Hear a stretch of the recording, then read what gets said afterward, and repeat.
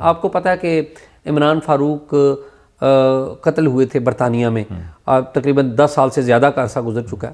اس کے بعد پاکستان میں ایک مقدمہ درج ہوا تھا، FIA میں مقدمہ درج ہوا تھا جو کہ عمران فاروق مرڈر کیس کے نام سے جانا جاتا ہے۔ برطانیہ میں اسکاٹ لینڈ یارڈ نے الگ سے کیس کیا تھا، یہاں پر الگ سے کیس درج ہوا تھا۔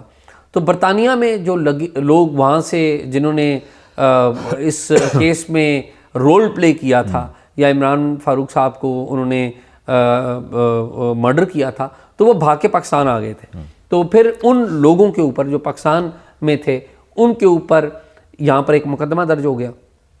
مقدمہ درج ہوا اور اس میں مرکزی ملزم رکھا گیا تھا جناب الطاف حسین صاحب کو۔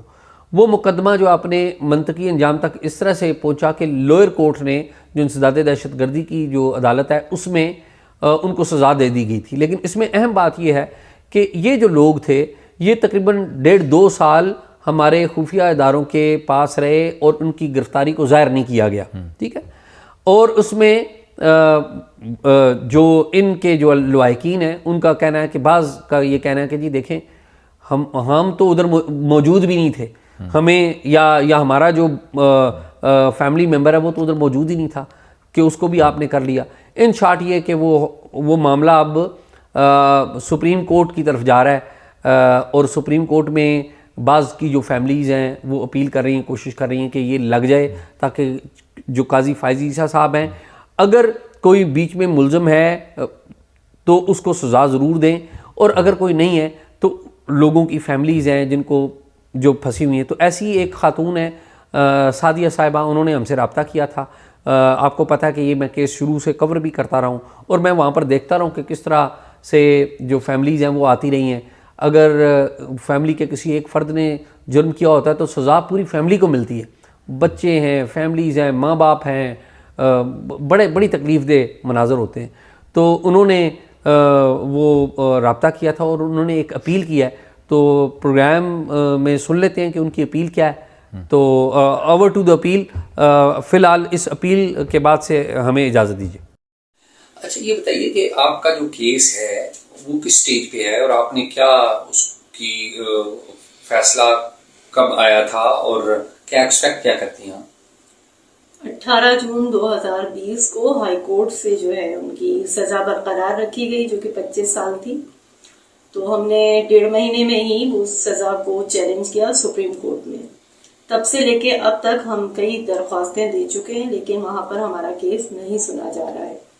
تو اسٹیٹس یہی ہے کہ جہاں مرڈر ہوا ہے وہاں معظم ایز اے مجرم جو ہے وہاں پہ نامزد نہیں ہے، کیونکہ جب 6 جولائی 2015 کو اسکاٹ لینڈ یارڈ سے ٹیم آئی تھی جب معظم FIA کے پاس تھے، تب انہوں نے جب یہاں پر انویسٹیگیشن کی تھی تو معظم سے قتل کے بارے میں کوئی بات نہیں ہوئی تھی ان کی، صرف انہوں نے پوچھا تھا تو منی لانڈرنگ کے حوالے سے سوالات کیے تھے۔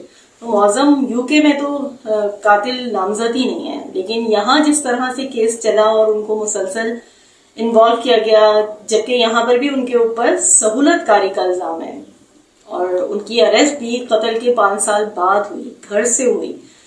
تو ہائی کورٹ سے تو ہمیں انصاف نہیں ملا کیونکہ ان کو سزا بنتی نہیں ہے، وہ اس طرح کے مجرم ہیں ہی نہیں، ثابت ہی نہیں ہوئے کہ ان کو اتنی لمبی سزا دی جائے۔ اسی لیے ہمیں سپریم کورٹ سے امید ہے اور ہم نے سپریم کورٹ میں فائل کی بھی ہے، تو ہماری درخواست نہیں سنی جا رہی وہاں پر۔ تو آپ چیف جسٹس قاضی فائز عیسیٰ صاحب سے کچھ کہنا چاہتے ہیں؟ جی ہاں، میں جسٹس قاضی فائز عیسیٰ صاحب سے درخواست کرنا چاہتی ہوں کہ دیکھیے ہم لوگ پچھلے 9 سالوں سے اس اذیت سے گزر رہے ہیں، کیونکہ ہمارے وہم و گمان میں بھی نہیں تھا اور ہمیں اتنے بڑے کیس میں جو ہے وہ دھکیل دیا گیا، ہم لوگ مالی طور پہ تباہ ہو گئے، ہم سوشل ہمارا جو امیج تھا وہ بری طریقے سے ڈیمیج ہو گیا، میرے بچے ہیں ان کی پڑھائیاں بہت بری طریقے سے ڈیمیج ہوئی، میری بیٹیاں ہیں ان کے آگے راستے بند ہو گئے ہیں، ہم بالکل تباہ ہو گئے ہیں۔ اور شروع میں تو معظم ہی کو مرکزی ملزم کا الزام لگا دیا گیا تھا، چودھری نثار صاحب جب میڈیا کانفرنس کر رہے تھے ان کو مرکزی ملزم قرار دیا گیا تھا، جبکہ دور دور تک ان کا نام شامل نہیں ہے۔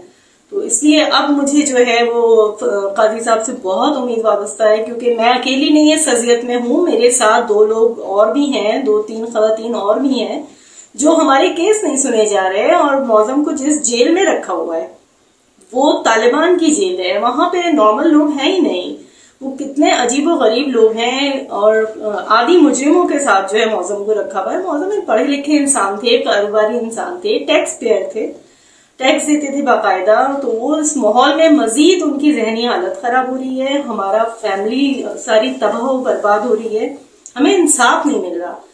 قاضی صاحب سے میری اپیل ہے, پرزور اپیل ہے کہ پلیز آپ ہمارے کیس کو جو ہے سنیں, ہماری بھی اپیلوں کو لگائیں اور ہمیں بھی انصاف دیں. امید ہے کہ شاید وہ ہمیں انصاف دیں گے.